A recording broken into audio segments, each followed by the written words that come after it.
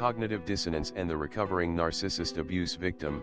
Cognitive dissonance can have a number of different meanings, but for the purposes of our discussion we will define it in two ways.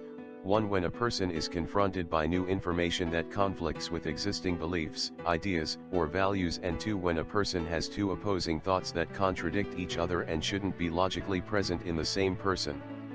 Cognitive dissonance is oftentimes the aftermath of our encounter with a covert narcissist, and it disrupts a person's internal consistency, or you could call it mental and emotional integration. The return to internal integration, regaining consistency in our thoughts and emotions, is one of the key goals of recovering from narc abuse. It marks a return to sanity after living in the world of insanity that the narcissist surrounded us with. How does this play out for the victim or target? Well, the first cause of cognitive dissonance is something that happens to the target while in the relationship with the narcissist. What happens is that for whatever reason the narcissist's mask slips off, most likely due to some sort of trauma or stress that occurs while in the presence of their partner, and all of a sudden the narcissist literally becomes a different person that the narc's partner has never known before.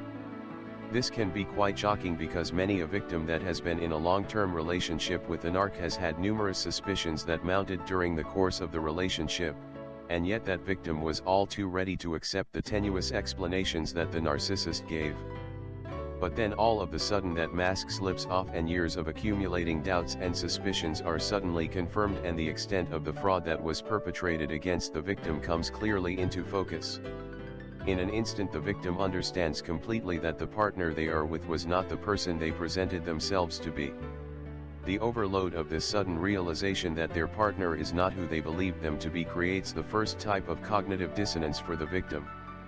The course of the next few days after the incidence of the unmasking can push the narcissist into a corner, making the narcissist even further unmask themselves.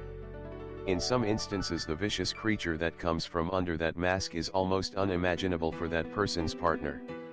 Yes, this creates deep emotional wounds, and the inner integration of the victim's view of their entire world is literally made illogical.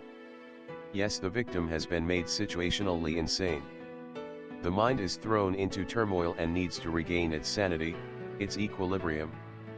That means that a normal sane person wants their ideas of their world, their place in the world, and their opinion of their place in the world to all be consistent with reality. Yes, that is the definition of sanity, and a sane person is continually doing their best to see themselves, their world and their relationship to that world in as clear and accurate a way as possible. The narcissist's brand of dysfunction is the exact opposite. The narc has a totally inaccurate, skewed, warped sense of themselves and how they relate to their environment. So the narcissist actually seeks out and thrives in that fantasy world that bears only a very slight resemblance to reality.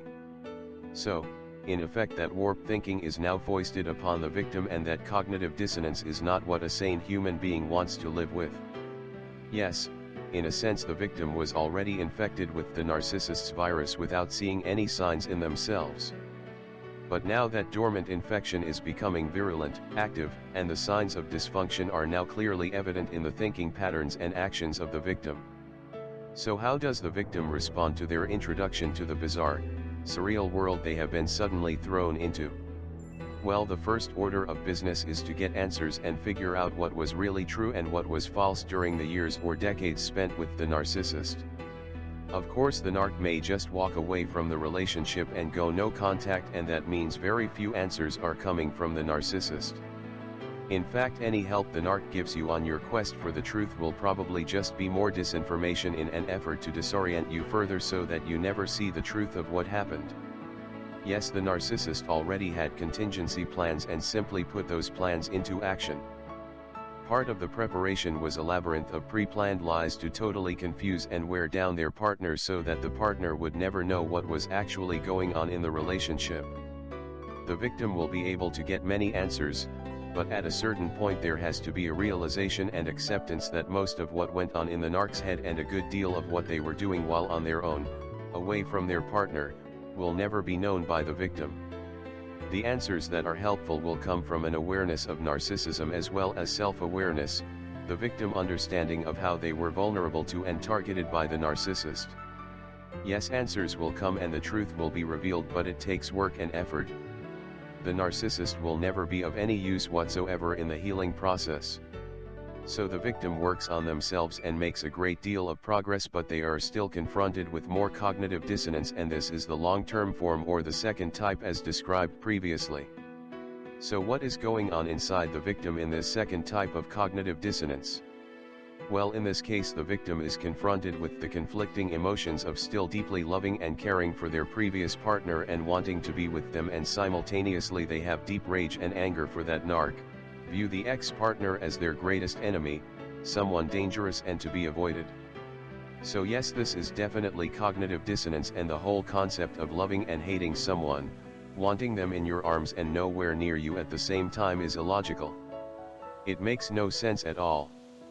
But the sequence of events that led you to this point are the direct result of the fraud that was perpetrated upon you by the narcissist.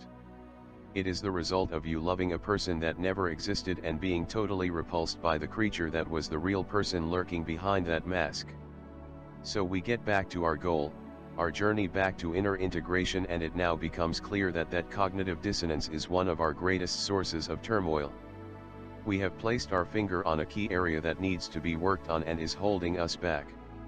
So how can we reverse this situation?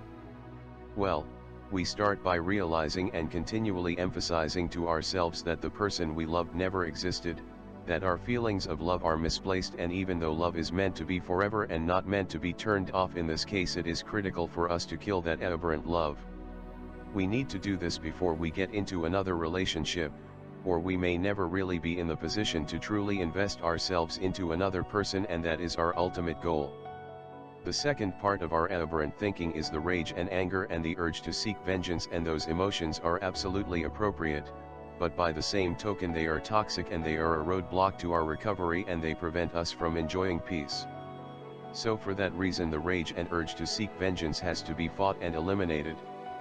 Yes, that virus was inside of us throughout the relationship, going ever deeper into our cells and almost becoming a part of our DNA.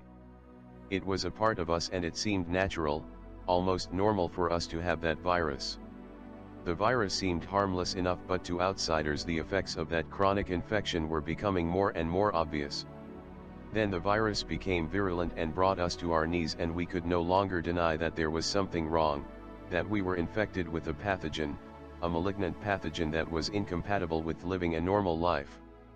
We were forced to seek a cure. Some of us treated the symptoms and got relief, but it was never long-lasting. That cognitive dissonance was just being masked. But true healing requires us to treat the cause of our problems. Yes, to truly heal we need to treat that virus, eliminate it from the body fully, and that means focusing on eliminating those toxic thoughts that are the result of the incalculable treachery and cruelty inflicted upon us by the narcissist. Yes, that rage and the incredibly dark emotions that you never experienced before that narc abuse have to be acknowledged, then eliminated, given to God and disavowed. As we eliminate those toxic thoughts and emotions, more will come to the surface, and each and every time those toxins need to be purged. It will take time, but eventually the poison will be fully out of our systems. It is then that life can begin again, and you can put that narcissist and their toxicity into the garbage bin of history. After all, we are dwellers in the light. Yes, the world tells us it is cool to be dark, and the narc buys into this lie hook, line and sinker. But that darkness is nothing to boast about, and the reality of that attitude has pretty dire consequences. Eternal consequences. No joke. Thank you for watching. Comments are welcome. Peace be with you. There's no use in saying it is over. It is gone now. There's no use complaining. It ain't easy being strong. Life's a roller coaster, sometimes crazy, like the wind. Don't give up, don't show your fear. Don't give in. It's amazing